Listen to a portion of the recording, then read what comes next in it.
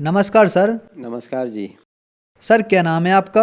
मेरा नाम जी सुदामा चौधरी है। सर कहाँ से आए हैं आप? मैं जी ग्राम भोरतलाई, जिला छिंदवाड़ा, मध्य प्रदेश का निवासी हूँ। सर संत रामपाल जी महाराज से नाम दीक्षा आपने कब ली? 11 अगस्त 2013 में नाम दीक्षा ली। सर संत रामपाल जी महाराज से नाम दीक्षा लेने से पहले आप क्या भक्ति साधनाएं करते थे?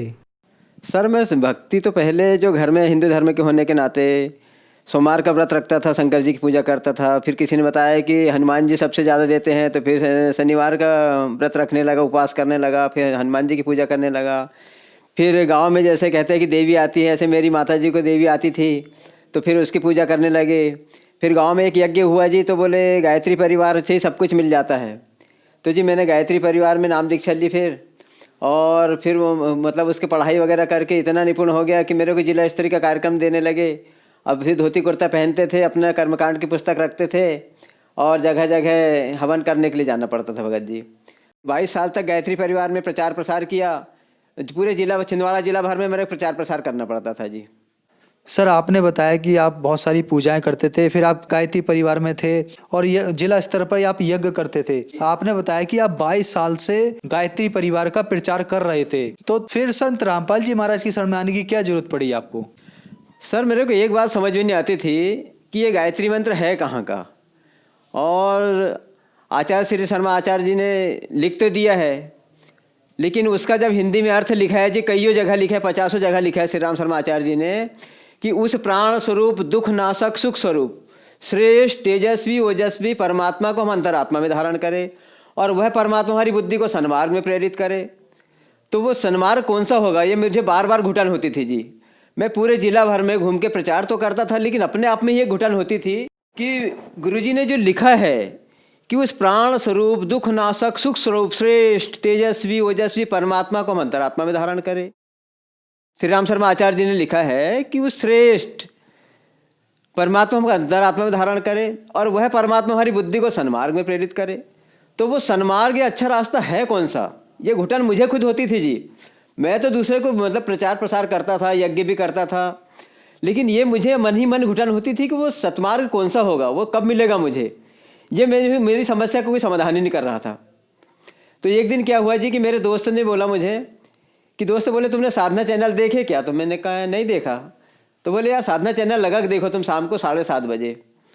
तो मैं टीवी के पास ही बैठा था जी, तो मैंने साधना चैनल लगा के देखा, तो वहाँ संत रामपाल जी महाराज एक एक पुस्तक खोल के बता रहे थे कि देखो ये वेद में ये लिखा है कि परमपिता परमेश्वर वो है जो 6 दिन में सृष्टि की रचना किया, और हम लोग कहाँ भूले भटके इधर ही गायत्री मंत्र का ही जाप कर रहा है, गायत्री मंत्र की माला निकाल रहा है, सबको गायत्री मंत्र पढ़ने का उपदेश दे रहा है, और बता भी रहा है कि गायत्री मंत्र से ही सतमार्ग मिल जाएगा।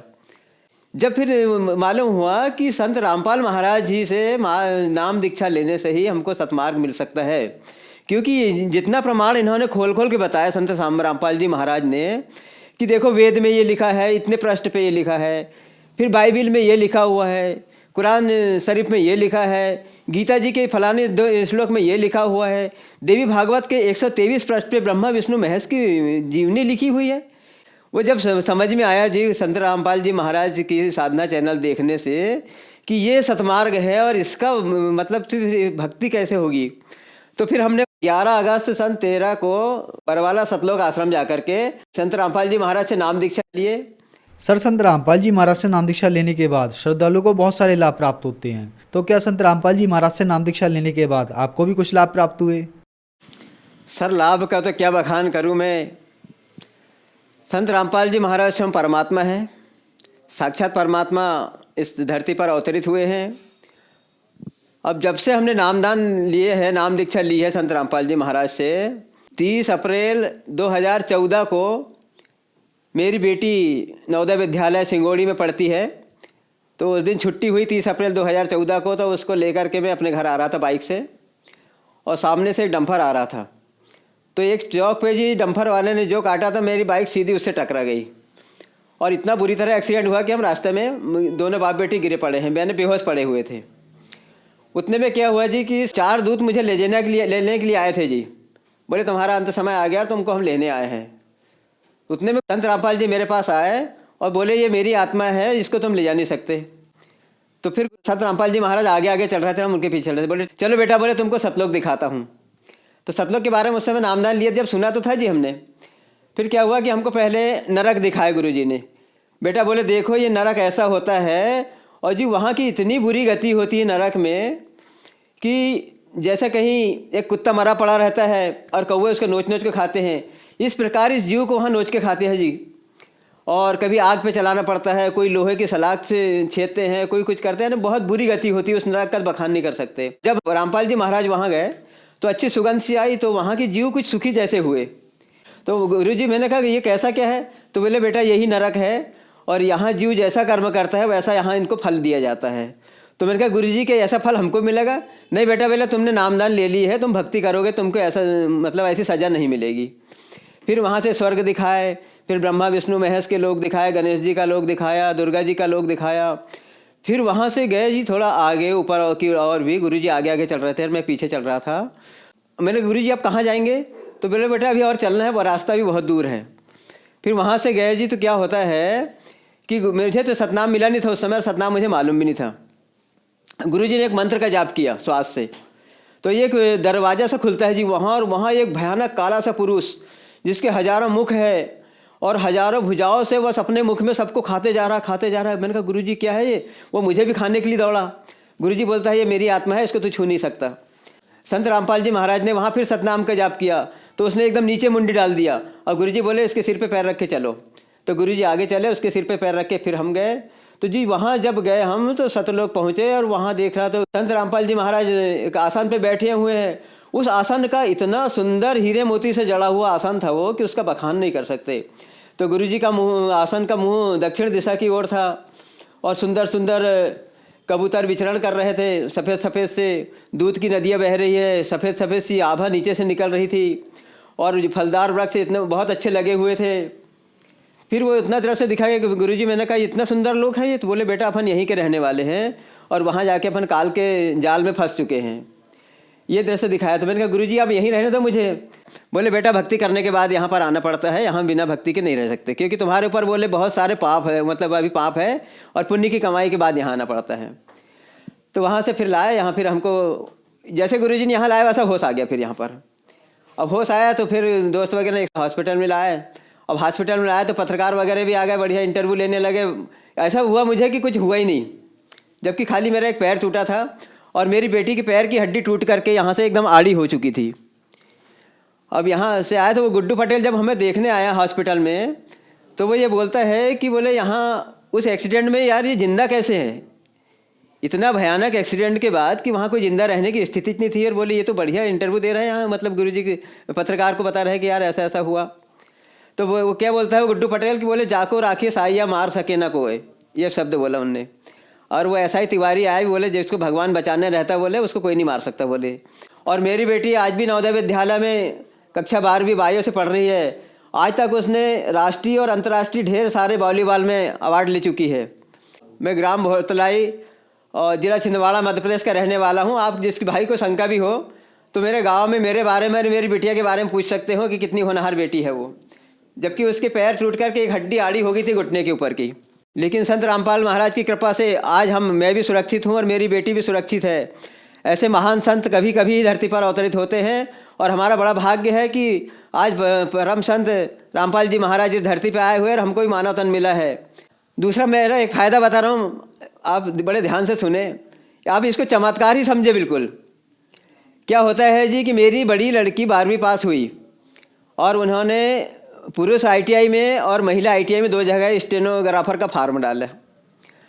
अब उनका 82% था 12वीं का, तो उन्होंने सोचा कि मेरा सिलेक्शन नहीं हुआ होगा, उनने ध्यान दिया नहीं। फिर एक दिन उन्होंने नेट खोल के देखा मोबाइल में, तो वो मेरा बेटा उससे बड़ा है तो बोलता है पापा जी बोले शीतल का इसमें तो सिलेक्शन हो गया बोले महिला ITI में। तो ये बात कब की थी जी? 27 जुलाई की। और फिर जाके हमने नेट से उसके जो सिलेक्शन की वो सूची निकाले तो 25 जुलाई को उसका एडमिशन होना था, और हमने देखे 27 जुलाई को। अब 28 जुलाई को हमारे ग्राम से ITI 25 किलोमीटर है जिला छिंदवाड़ा में, तो वहाँ मैं एडमिशन लेने के लिए गया। मैं ही गया मेरी बेटी को लेकर के। तो क्या होता है कि वहाँ जब मैंने ऑफिस में गया और दिखाया, मैंने कहा सर शीतल का यहाँ एडमिशन कराना है ITI में स्टेनोग्राफर में। तो बोले अब एडमिशन थोड़ी हो सकता है इसका, इसका सिलेक्शन बोले ऑल एमपी ऑनलाइन पर होता है, और जिस दिन का उसी दिन सिलेक्शन कराया जाता है। 1 घंटे ही बढ़ जाते, बोले 5 बजे के बाद तो इसमें एडमिशन नहीं हो पाता। फिर एक मैडम बैठी थी वहीं आईटीआई की टीचर, उसके पास गया। मैंने कहा मैडम जी इनका एडमिशन कराना था। तो उनने भी देखा, बताओ बोले कहाँ सिलेक्शन हुआ है। तो मैंने दिखाया उनको वहाँ जो सिलेक्शन सूची थी वो। तो बोले तुम पागल हो गए, बोले स्टेनो जैसा सब्जेक्ट किसी को मिलता नहीं बोले, और तुमको मिल गया बोले तुम्हारी बेटी को, और तुमने एडमिशन नहीं कराया बोले। तो मैंने कहा मैडम जी मुझे मालूम नहीं था कि एडमिशन कैसा कैसा क्या कराना पड़ता है। बोले जाओ बोले अब अगली काउंसलिंग होगी बोले, उसमें सिलेक्शन हो जाएगा बोले। अब मैं बड़े दुविधा में पड़ गया कि हे मालिक अब क्या किया जाए।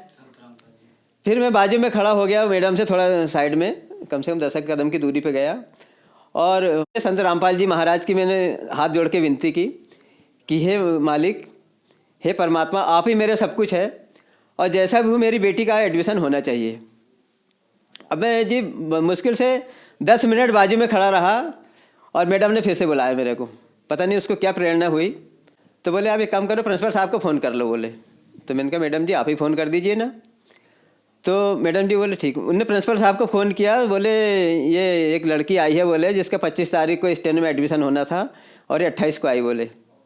तो सीधा प्रिंसिपल साहब ये बोलते हैं कि ठीक है ले लो बोले। अब देखो इतना बड़ा चमत्कार कोई साधारण पुरुष करवा नहीं सकता कभी। पूरा स्टेट लेवल पे सिलेक्शन होता है, और एडमिशन भी स्टेट लेवल पर ही होता है, आप सभी को मालूम होगा इस बात को तो। और लेकिन मैं 28 3 दिन बाद जा रहा हूँ, और गुरुजी से प्रार्थना लगाने ही 10 मिनट में उनकी मति फेर देते हैं संत रामपाल जी महाराज। ऐसे हमारे परम पूज्य परमात्मा है। अब मुझे तीसरा लाभ ये हुआ कि मेरी शादी 96 में हुई है, 1996 में, और शादी के 2 साल बाद से मेरी पत्नी को ऐसी प्रेत बाधा हुई कि वो कभी अकेली सोती नहीं थी शाम को, और सोने के पहले उसको कोई प्रेत बाधा आती थी और उसको सताने लग जाती थी कि बोले चल हम तेरे को लेने आए हैं। बस वो हूँ आवाज़ करे, फिर हम उसको धक्का वक्का लगा करके फिर जगा करके उसको मतलब होश में लाते थे। यानी वो बाधा उसको कम से कम 20-22 साल रही। फिर धर्मपत्नी ने भी नामदान लिया, और उससे मेरी जिस दिन से नामदान लिया उसी दिन से मेरी धर्मपत्नी की प्रेत बाधा कहाँ गई, किसी झाड़ फूक वाले के पास गए ना कुछ नहीं, और आज पूरा परिवार सुखी है। आर्थिक लाभ भी इतने हो रहे हैं कि कुछ कह नहीं सकते। और आज संत रामपाल जी महाराज की शरण में आए हुए हैं। संत रामपाल जी महाराज ने ऐसी रजा कर दी है कि चारों तरफ से किसी द्वार खुल जाते हैं, और कोई वर्षा होने लगती है। ऐसी वर्षा हो रही मेरे परिवार पर और मुझ पर।